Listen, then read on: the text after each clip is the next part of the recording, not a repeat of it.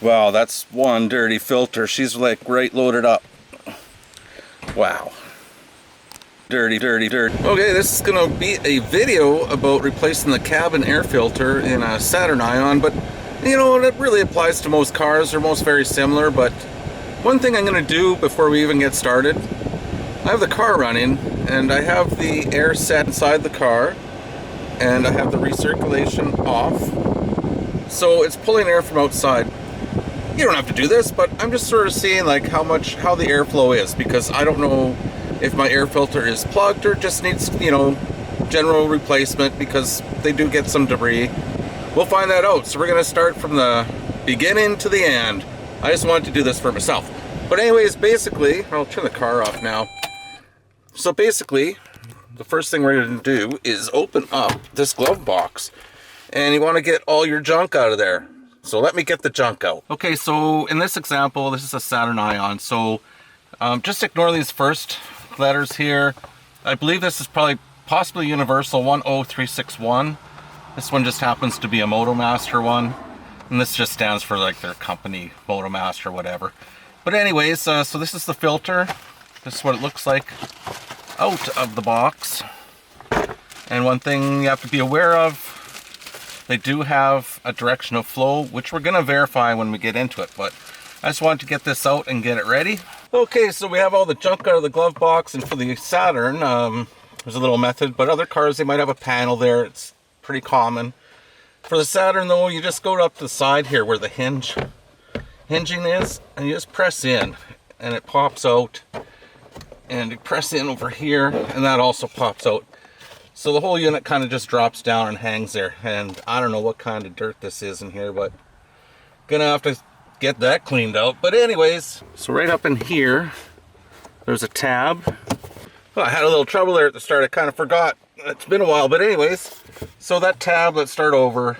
So push that up and just push it up high enough, then this little front piece pops down right here, and then here's your filter.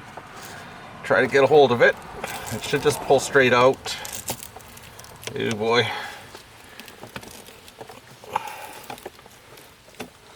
Let's get this out of here. So this one is extremely dirty. I don't even want to tilt it around. So obviously the airflow is coming from the top because that side's dirty. The underside is, oh boy, that's pretty dirty too, but this tells me the top side because the leaves and all that stuff are there. So let me just check on this one if it has the airflow.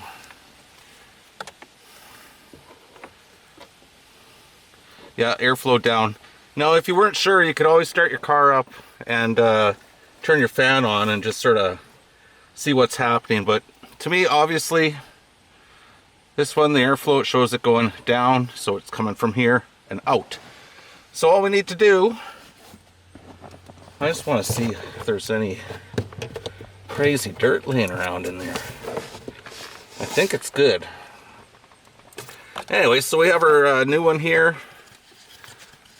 There's the airflow arrow. Let's try to get this in here without damaging anything.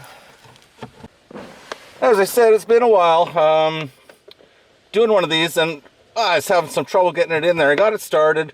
What was happening, that original tab that you used to unhook the cover, it drops down and it gets in the way of the filter. If you can see that, hopefully you can. And so just make sure, hold that tab up out of the way, and then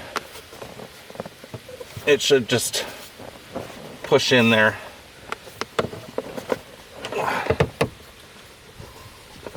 It's kind of silly.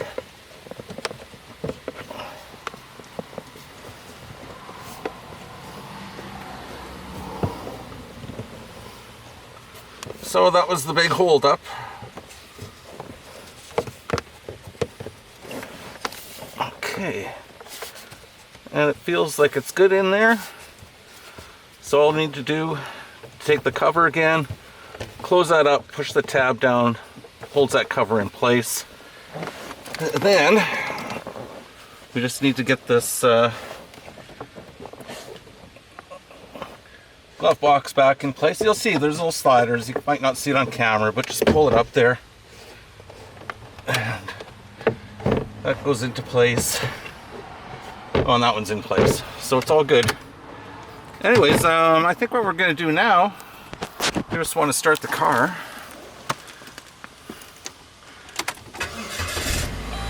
I'm going to turn on the air. Now, that actually made a big difference. All right, you can turn the car off. Okay, so here's my tip. Many people might not know this, and it only applies if you live in Canada and you're living somewhere where maybe it snows all the time. There's lots of drifting snow, blowing snow. There's no dust or dirt floating around or leaves that are going to be falling into your car, getting in there, doing stuff like this. So in the winter, some people, I'm not advising you to do this, so if it messes up something, don't blame me.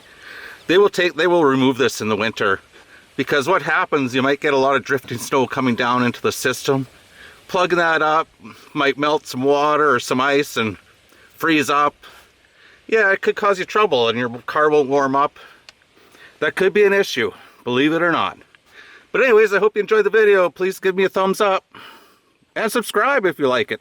Bye. Woo! 2 thumbs up. Dirty, dirty, dirty.